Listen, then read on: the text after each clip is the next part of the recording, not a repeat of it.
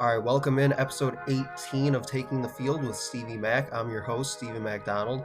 And what I want to get into with this episode is the article on ESPN about how each top 2020 college football team can become a contender this season. And specifically with that, I want to go over what they had to say about Michigan heading into 2020. And the way that this article breaks down by ESPN is they kind of did it as a if-then hypothetical situation, meaning if this happens, then Michigan or the other teams that they had on their list will be contenders in 2020. And for Michigan specifically, they had four if-then hypothetical situations here. And really, I'm not sure if they intended it to be as in if all four of these things happen, then they'll be contender, or if one of each individual things that they listed happens, then they will be. But in the way that I took it as, okay, if all four of these things happen, then I could definitely see them being in that conversation, both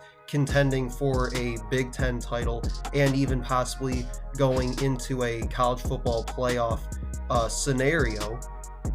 So as I said, there's four of them that they listed. The first being if 2021 arrives early. So Michigan has a very young team this year after they lost so many players this past season to the NFL draft, where ESPN says they only predict about 5 or 6 senior starters on either side of the ball total for Michigan this upcoming season, and there are even less senior backups to that.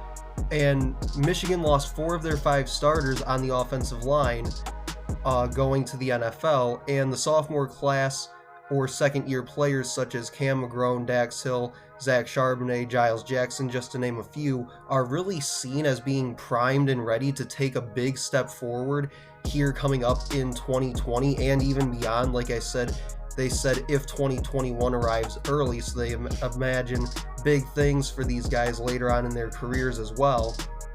But really, I think it also kind of is more so amplified on the offensive side of the ball. As I mentioned, you've got guys like Zach Charbonnet and Giles Jackson will be in their second years with this offensive group in the second year of that Josh Gaddis offense. So hopefully a big second year jump coming for that offense. Now the second thing is if the new offensive line gels well. And now this is going to be a big one because this is, I think, where a lot of that jump for this offense as a whole will come from, is how this offensive line retools, losing those 4 guys to the NFL this past year with only their right tackle, Jalen Mayfield, coming back. And I think that being able to, as I mentioned, retool that offensive line should really do a couple things.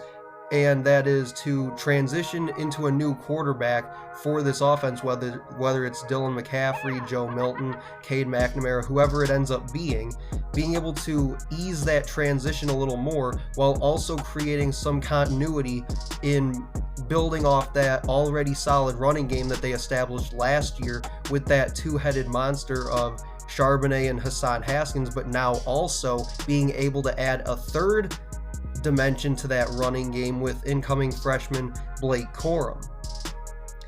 And then we kind of switch to the defensive side of the ball with this third one. It's if Don Brown can return. So Don Brown has basically been one of the best defensive coordinators in the college ranks during his time in Ann Arbor, where he has been a finalist for the National Assistant Coach of the Year award multiple times.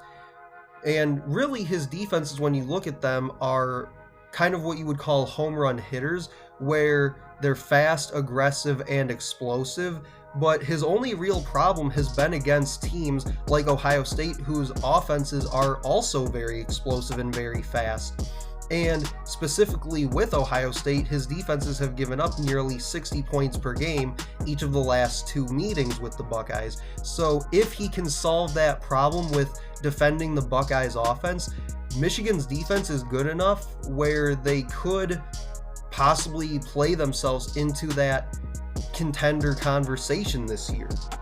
And then the final point is if the red zone is friendlier to the Wolverines. So Michigan struggled in the red zone in 2019, averaging 4.9 points per opportunity in the red zone, which ranked 34th in the FBS, while giving up 5 points per opportunity, which was good for 115th in the FBS, for a net total of negative 0.1 differential.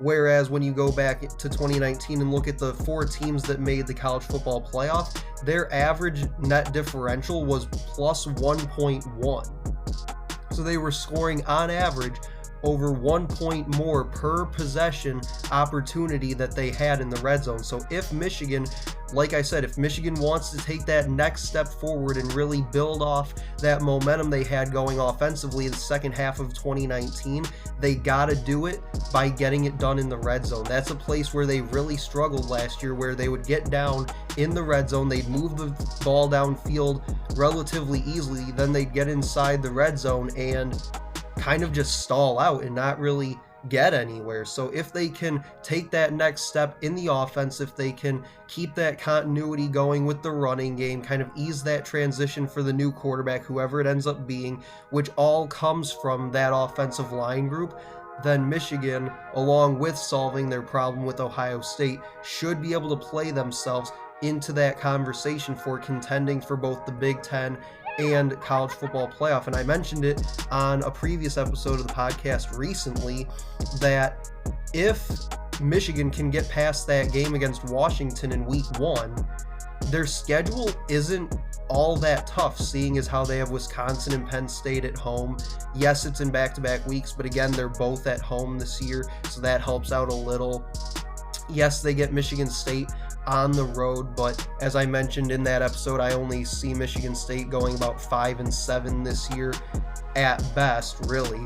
So if Michigan can get past that game against Washington, they should have a relatively easy time until they get to that Ohio State game, and that will be their real test for 2020 in the progression of this offense and, you know, some of these second year and third year guys coming up on this defense as well.